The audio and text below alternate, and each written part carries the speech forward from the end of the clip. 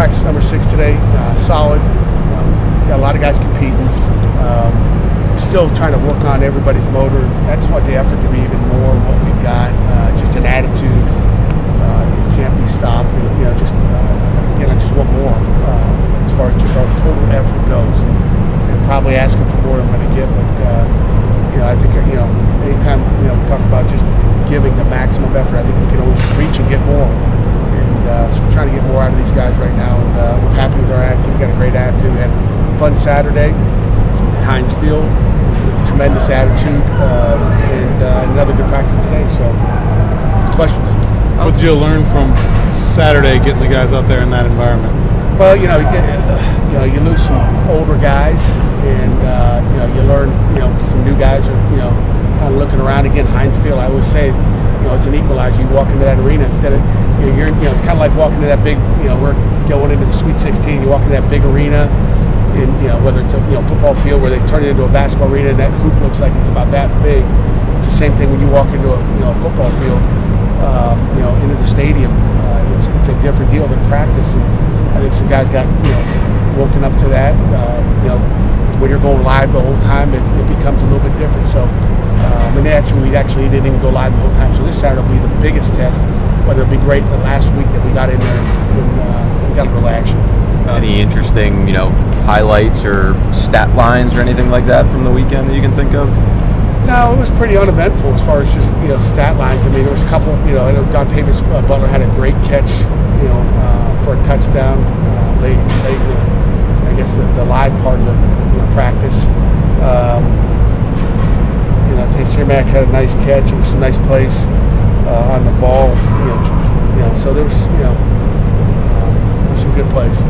How's Malik Carter kind of taking to running back? It's a process. I mean, you look at most athletes like that could run like he did. I mean, really didn't play running back in high school, so it's it's even more of a learning curve there for him as far as what he's doing at tailback right now. So he's getting better. He's got different bursts. He had probably maybe his best day today, I think. Again, that'll come day by day. I mean, he's day 6 of total new position. And last year when we ran the ball with him, he's wide out and motioning as fast as he could in the backfield and run around the edge for 200 yards somewhere. But so he's he's a work in progress right now, but he's got a great attitude and works hard. At his size and lack of experience, what can he ultimately be in that role, do you think? Can he be a guy who's leading you in carries and stuff like that? I don't know how many carries he gets. We'll just say, but he's a tough kid. I mean, I don't think, knocking on this hard plastic here, that he's missed a practice since he's been here. He's a tough kid. He'll try to strike it in there. He doesn't have, he's not that size of a Darren Olsen or a Sibley or Darren Hall, so he's, a little bit different back. But when he hits the hole, I mean, he can, he'll get there faster than anybody. What have you seen from the guys that are working at fullback, and how much do you think that's going to be an essential part of your offense, or something that maybe you'll use more if you feel like one of those guys steps up and earns it? On Twitter, I saw that picture of the Hulk. The Hulk is not in the backfield anymore. I don't know where that thing came from. That's a beautiful picture. Darn George looks like the Hulk back there.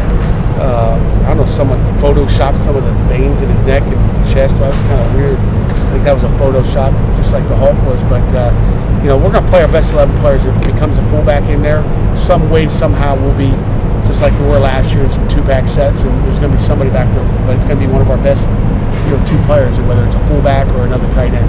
I know Madur's listed there now. Does he have some of those same traits that George brought, or are they pretty different, you think? Well, I mean, I think, there's no George Aston sitting, in the locker room right now. I don't think you make one of those guys up. I think that guy's going to get drafted. If he doesn't, there's a lot of foolish NFL teams out there. That guy's a football player. He's a special teams player. He's tough.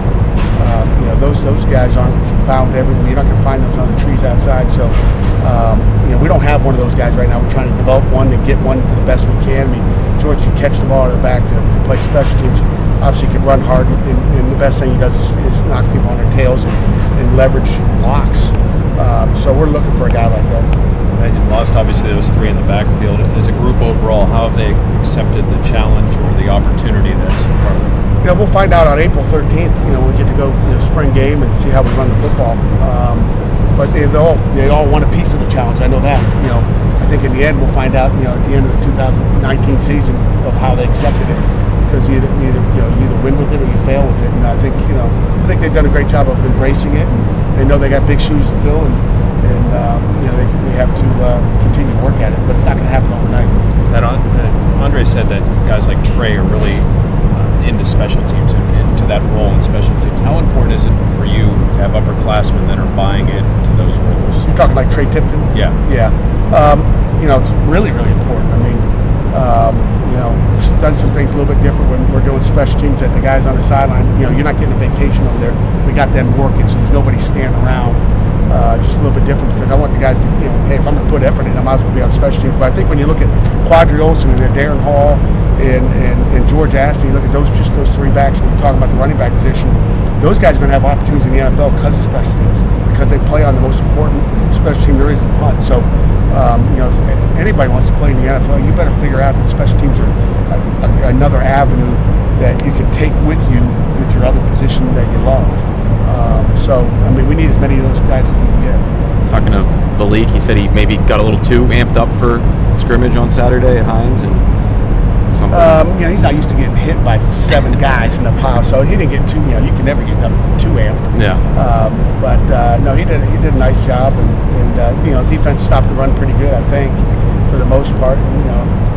Frustrated like me. So he got frustrated, basically, is it?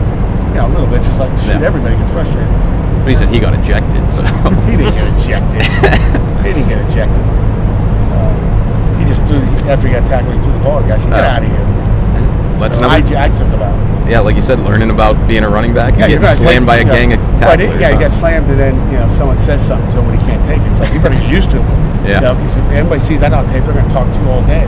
I'll be talking to you from the sideline. Have your you got 2.5, I guess, new starters at linebacker. Are they where you'd like them to be at this time of year? Do you feel like you got good depth there? You know what? Elias Reynolds is really playing well inside the mic. I mean, I'm really impressed with him. I'd say he's still not 100% healthy yet, but he's playing well. Wendell Davis is coming along at the mic, backup spot there. To the field, I think we got 2 really good players. Phil Campbell's, for a guy that's been at 6 days, Phil Campbell, watch out for that guy. He's fast, he's physical. The one thing I noticed about him in just the first 6 days of practice, he gets off blocks as good as any linebacker I've seen. He's just quick with his hands, and he's like a cat in there. I mean, that position, which everybody would play this year, everybody's in a spread. So he's a kind of a nickel back in there that's tough enough, to be a linebacker. He's athletic. But him and Cam Wright together right now are playing well out there at that position. And Chase Pine's working his tail off into the boundary right now. He's leading that spot there. Salim's fighting, in the depth chart to win that battle. So there's a heated battle there. So really, there's a heated battle everywhere at that linebacker spot. But it's a good competition. There's at least 2 guys at each spot, and Kyle Nunn's doing a nice job in the boundary as well.